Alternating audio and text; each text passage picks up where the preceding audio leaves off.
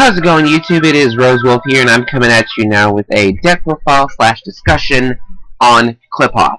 Now, I know you've probably seen Asian Eyes' videos on Qlipoth and a couple of other places, but I'm going to go over my kind of list. I'm going to go over my deck profile first, and then I'll get into my discussion about why I chose what I chose. This deck is one of those decks that you can play around with, you can do all kinds of things, and you can just, throw what you want in there.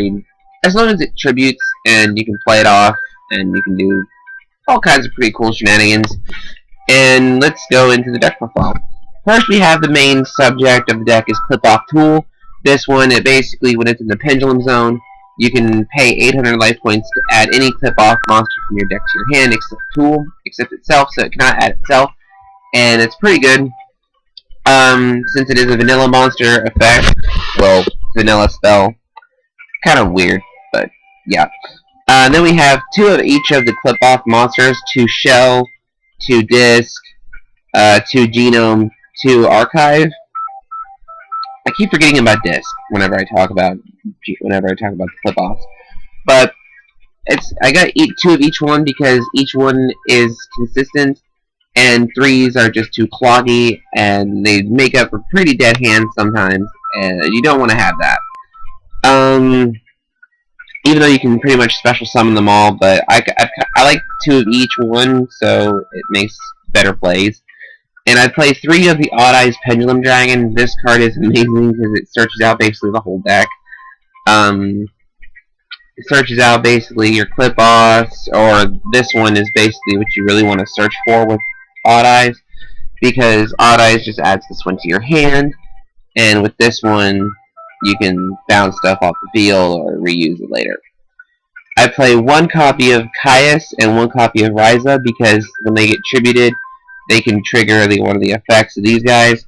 When this one's tributed, you can target 1 monster on the field, return it to the hand. So basically, if your opponent has 2 monsters, you go for Ryza, bounce off their monster, then you go for this guy, bounce another monster. So basically, you just got a free field 2400 to the face.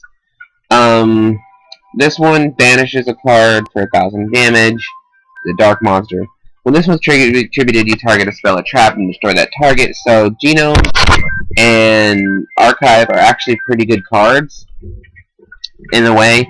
So let me go over more of the deck profile. We have 2 of the Interment Trap Links, because when it's got 2 monsters, it's got 2 effects. The main one you want to have is the Pendulum effect. And whenever you pendulum summon monsters, you can target 1 card in the pendulum zone. Turn that target's hand, you can use the effect of trampoline once a turn. So that's pretty standard, pretty good ability actually. It's pretty nifty actually.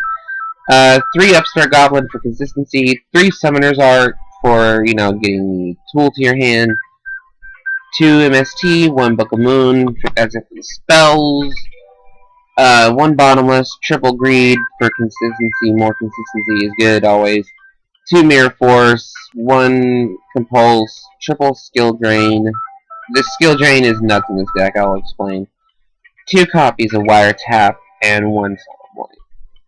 Now, the extra deck has Draco Sack, Big Eye, 2 Crazy Box, 1 copy of Evil Swarm Ouroboros, 2 Ragna Zero, 1 Photon Pappy, 1 Black Horn, and if you say Black Horn is not a good card, you are an idiot. Your opponent has a 101 on the field, they sucked up your last big monster that you had, Black Horn blows that card out of the water and deals them 1000 damage, and on top of that, pretty much could give you a game win just because of Black Ship. Black Ship is amazing. I just gotta say that. 2 101 Silent Honor, because your monsters, without Skill Drain, your monsters basically become level 4, so you can just go into that next turn. As long as you don't have this on the field. Or wait, which one was it? Pendulum. Oh yeah, this one, monsters cannot be special summoned except for Pendulum Monster. Disc is the one that does that. 1 Evil Swarming Society on Night for field explosions.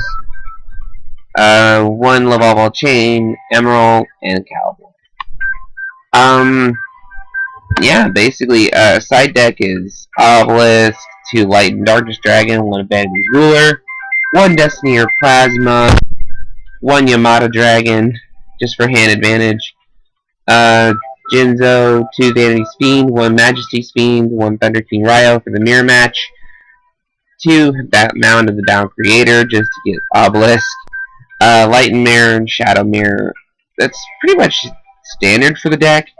I really like this archetype, and I really think that it could do well. I think it abuses the pendulums to a pretty good extent, and yeah, I think this deck could have potential to be a top tier 1 deck. Maybe tier 2, maybe tier 1, tier 1-ish. I think it could be up there in the top decks because this deck is so abusable, and especially it makes this card a really good card. So it also abuses the Monarchs by tributing off these things and using effect. Summoner's Art is a good rota for the deck because it allows you to add 2 to your hand since it's a normal monster level 5 or higher. And this card is amazing, by the way. Anything else you can think of that I can put in this deck? Leave in the comment section below. I was thinking maybe either Debunk, or not Debunk, Divine Wrath maybe in the main deck, or side deck Divine Wrath, something. Let me know what you guys think of the deck profile and discussion. This deck, Qlipoths are going to be dangerous when they kind of come out, so let me know what you guys think in the comment section below, and this is Rosewolf, signing out.